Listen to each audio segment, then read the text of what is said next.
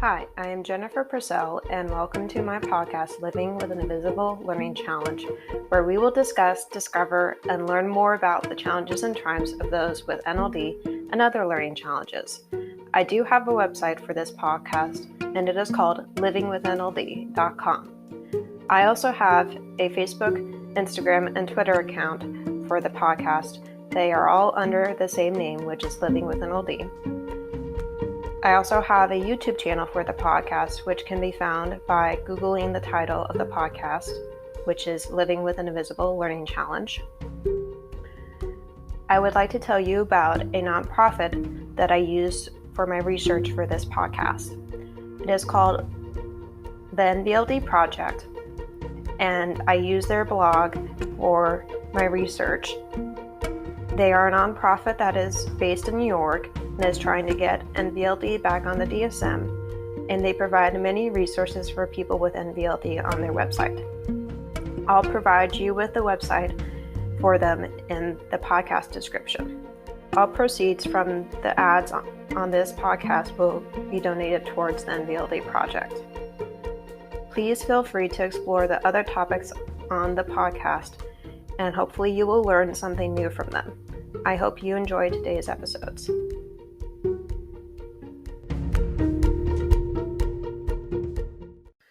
So the 11th Facebook chat for people with NVLD and other learning challenges is going to be on the third Saturday of October, which is October 16th, and it will be from 10 a.m. Pacific Time Zone to 11:30 a.m. Pacific Time Zone.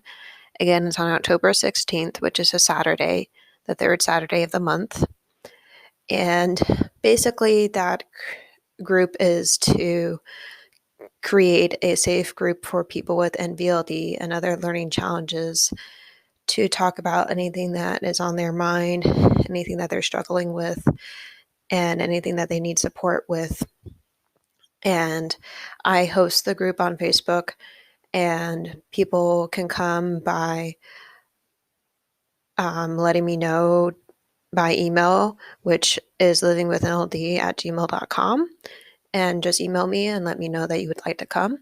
Or you can find Living with NLD on Facebook, and you can also message me through there if you're interested in the group, and I will invite you to it.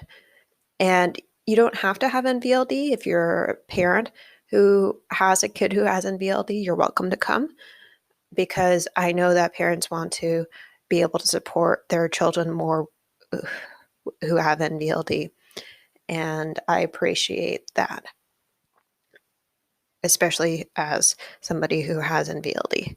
So I hope to see you there on October 16th at 10 a.m. Pacific Time Zone. To access the testimonials, there are two ways. There's a testimonial page with the full quotes, and then there is a slideshow on the home page with excerpts of the longer ones and the short ones. On the last image of the testimonial quote with Julia's quote, you can click on it and it will take you to the testimonial page where it shows you all of them with the full quoted testimonials. I did it that way because I wanted it to be easier to read on the home page, since some of them were a little longer than a testimonial usually is. And then I wanted to make sure that you could see the whole testimonial on the testimonial page. So I hope that makes sense. If it doesn't, you can email me at livingwithnld@gmail.com, and I will try to show you how to access it. Thank you. Hope you're having a good weekend. Bye. So today's episode will be the final part of the interview with Christina and Me. This is about DBT therapy and CBT therapy, comparing the two. And this is the final part of the interview. The last two parts were earlier in this month, and I hope you enjoy the last part of the interview. and that it will give you something else to take home and consider, and that you just, have something to take away from it. And I look forward to talking to you next Friday. Bye. One of the last questions is, are there kind of any techniques for your clients that help with it for the NVLD clients? Yeah. There's so many skills that help in the social, emotional, academic, self-care area.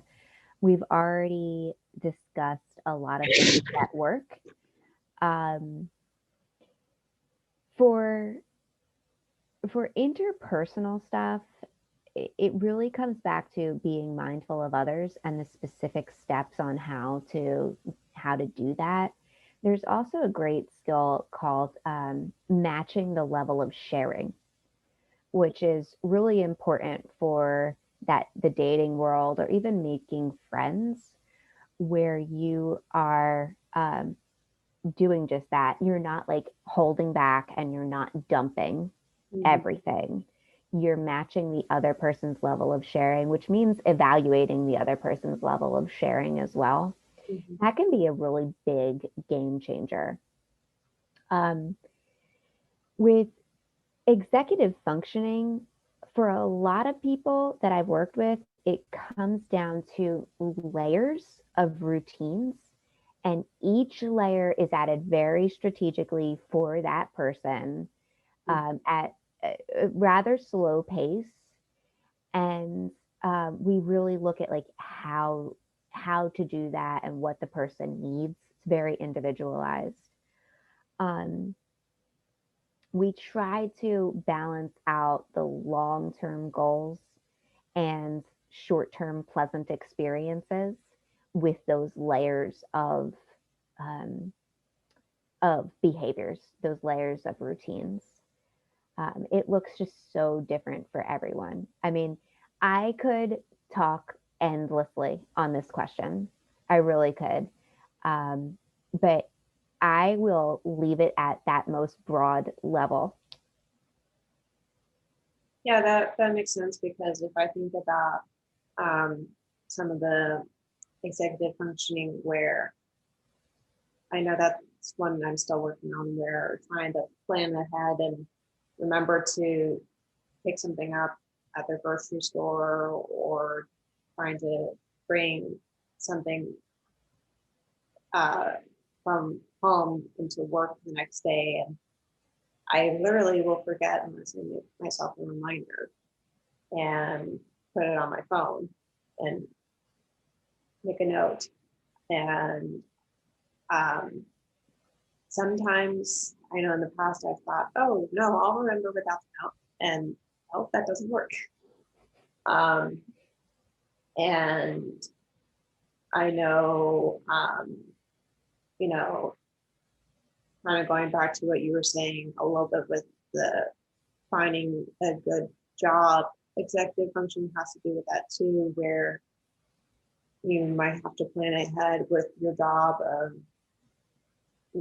maybe prioritizing your tasks and trying to figure out what you're going to do to be able to be efficient. And um, it can be hard with the job world with people with NLD, because it's like, okay, am I going to like this job? Am I going to make a lot of mistakes because of NLD? Are they going to fire me because of all those mistakes? Um, and I am truly fortunate because I work with my parents and they let me make mistakes, but they see me improving and they see me trying. And that, I think, is good, because if I was just making the same mistakes and not trying to improve, that would be an issue. Mm-hmm. And um, they also, because they know so much about NLD and they're willing to help, that helps too at the Mm-hmm. work role. And if that's not always true for somebody who is trying to get help at work. Sometimes it could be if it's, somewhere where it's special needs work, maybe that would be more helpful because they already are in that category. But that might not be true for everybody. And so, yeah. And then the final kind of question is, how would somebody try to come to you and find somebody like yourself as a DBT therapist? The easiest way to find a DBT therapist is really Googling DBT therapist near me or DBT therapist in the closest city that you're near. Mm-hmm. One of the reasons why I'm so happy to be on this podcast is because I truly believe that many people with NVLD don't have access to an NLD specialist. There are not a lot of people out there. I know there's wonderful folks that specialize in the executive functioning realm, and there's wonderful folks that specialize in the academic realm to work with people with NVLD.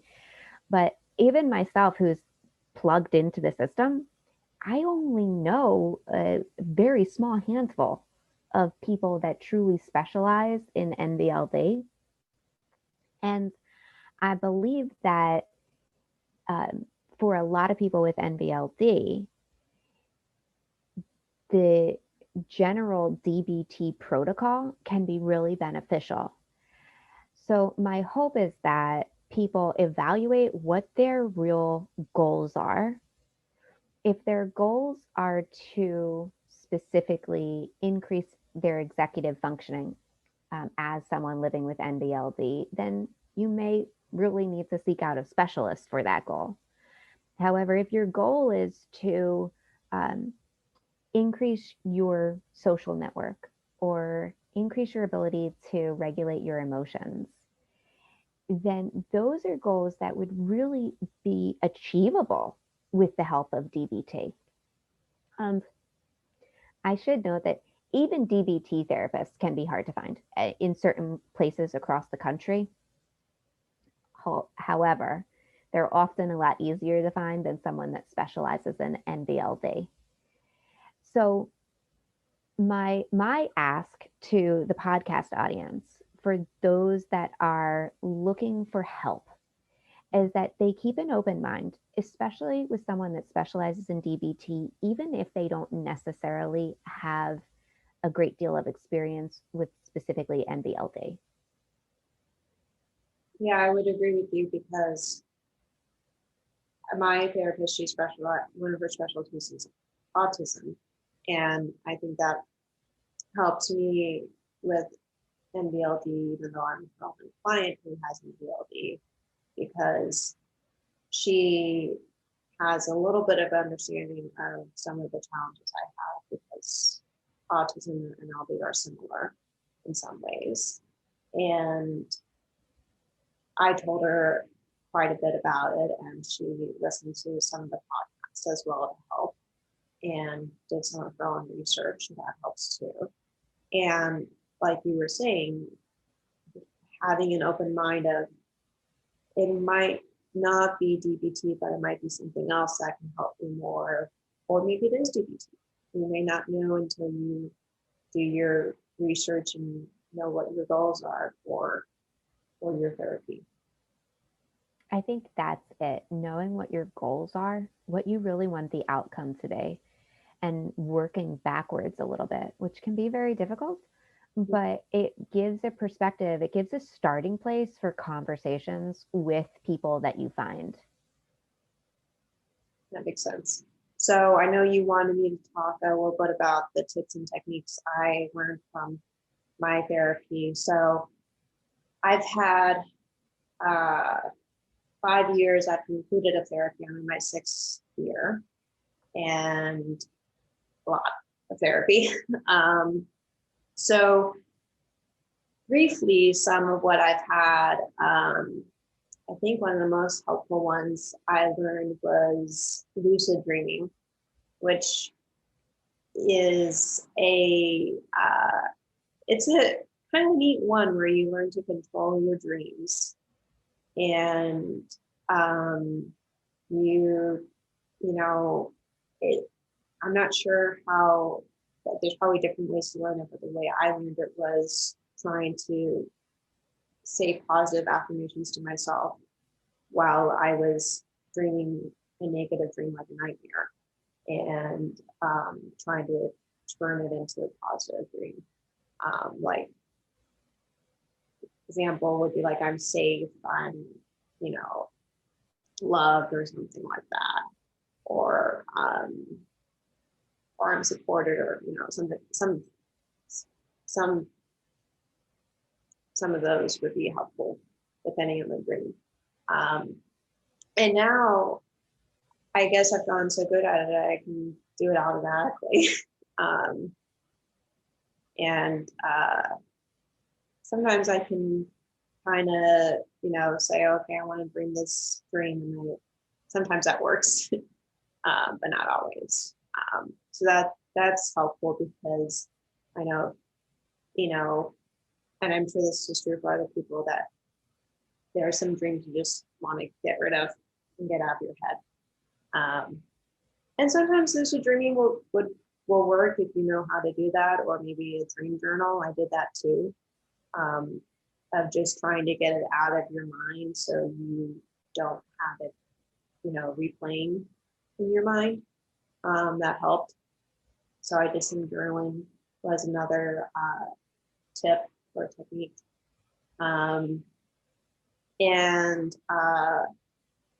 I know I talked a little bit about the self-talk before, where just trying to,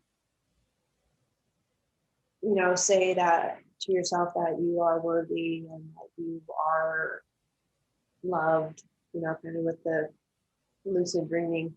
And something that also helps with that is if you don't, if you can't say it, try to listen to a song that has those words in it, because sometimes I know for me, music can be very powerful. And then it's like, oh yes, that is true. I'm gonna sing those words. That can help sometimes. And I've found some really good songs that way. And that's helped, especially when I was in college, where I was like, I'm just having a down day. I need to listen to some music. So that has helped.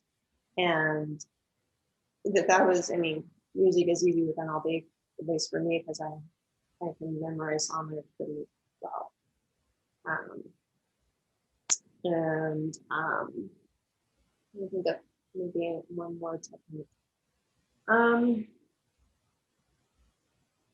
I think just being on top of your homework, because if you do it and you have fun with it, like the one I shared previously about the YouTube video with Disney, you might surprise yourself and actually have fun and realize, oh, this actually did help me. I didn't think it was going to, but that one actually, it helped me with the podcast too, where I was realizing, oh, that's how I can try to emphasize my voice in this way for that kind of tone. And it helped me because sometimes I know when I was talking to my phone, when I was talking to my mom on the phone, I would sometimes sound monotone. And she'd be like, are you okay? And I'm like, yeah, why? And she'd be like, well, you just sound, you know, neutral, basically. And that helped because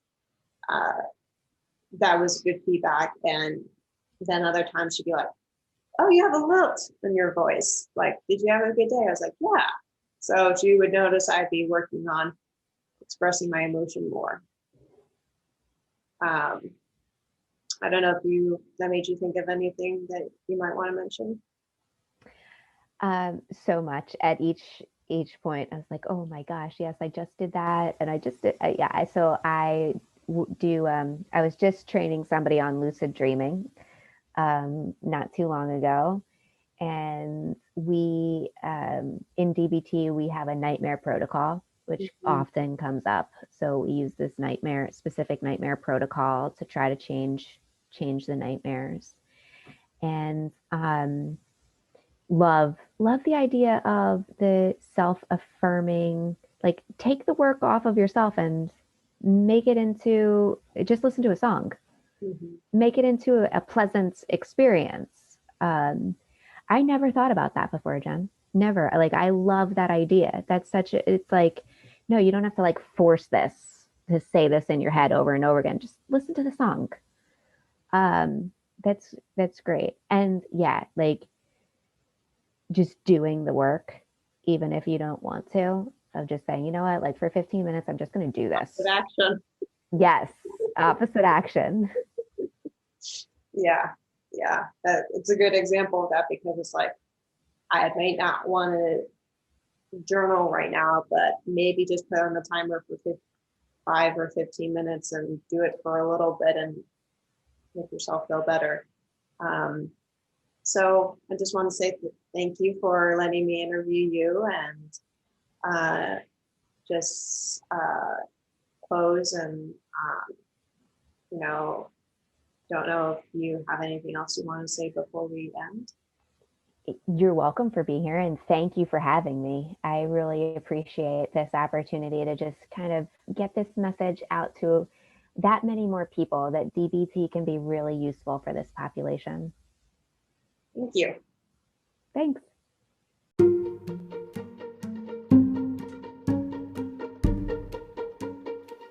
As I wrap up, there are some things I would like to share with you, my audience.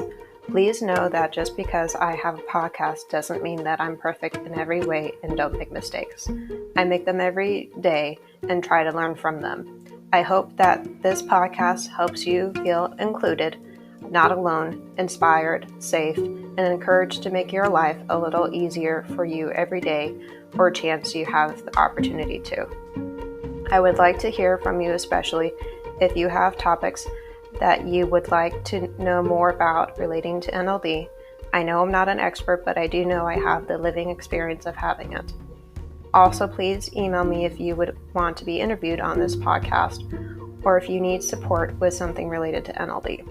I'm always happy to help in any way I can. I hope you enjoyed today's episode, and I will talk to you next Friday. Bye.